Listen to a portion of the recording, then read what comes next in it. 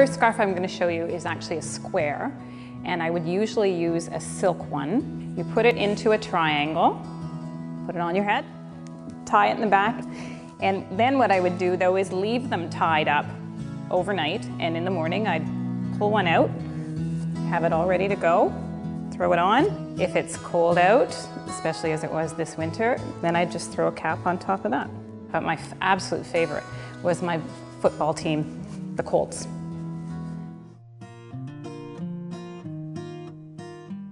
So this is a look I'd use for a little more formal basis and when I went to work. It includes a scarf that's about 7 feet long, and I would then take it, fold it in half lengthwise, tie it around my head and tie it in a really tight knot at the back of my head. And I'd often get help with this because you don't want this to fall off by 10 o'clock in the morning.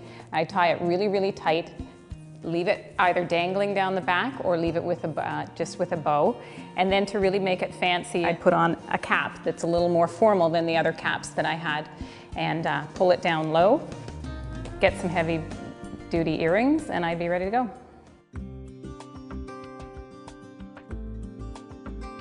So this is a look I would use more for dinner parties and evening engagements. And what I would do is try to create a turban on my head, and I'd end up with or start with a long scarf, and I'd tie it around my head so that it ended up like this.